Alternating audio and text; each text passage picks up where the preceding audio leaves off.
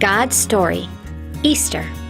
So part of God's story is about Easter, and it begins like this.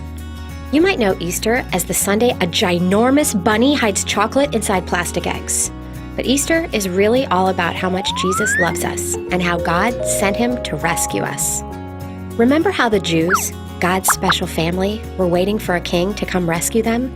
Well, Jesus was the king, and this rescue was the whole reason he came to earth.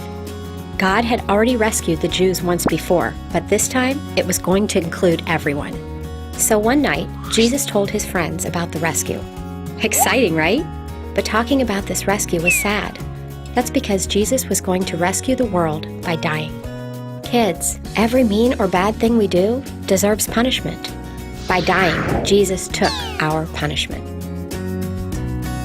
Lots of things in life have good parts and bad parts.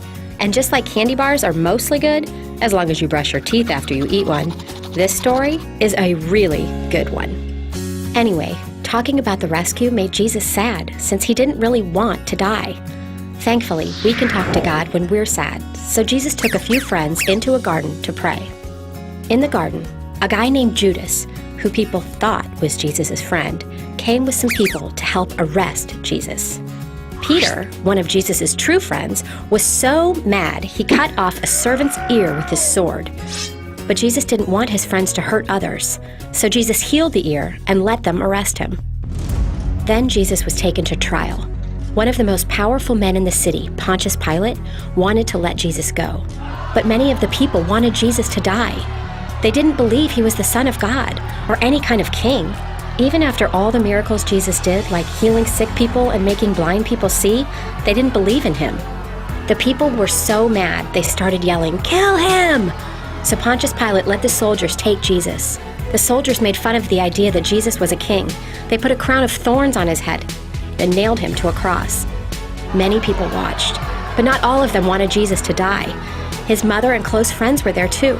Just imagine how they must have felt. Once Jesus was up on the cross, the sun stopped shining for 3 whole hours in the middle of the day. But those soldiers kept right on making fun of him. They said, "If you're really God's son, why don't you just call on some angels to save you?" Jesus could have called on angels to save him, but he loved us so much that he wanted to rescue us.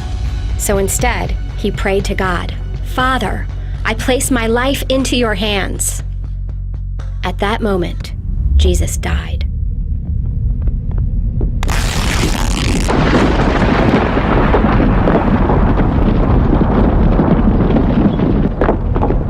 And when he died, the soldiers who had just killed him realized he really was the Son of God.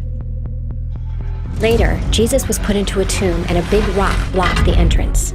Jesus' friends thought that was the end. But 3 days later, God sent an angel to roll the stone away. Don't worry, Jesus could get out on his own. The angel moved the rock so everybody else could see the tomb was empty. Jesus' friends were the first to stop by the tomb. The angel said, "He has risen," which is another way of saying Jesus is alive. Nobody could believe it.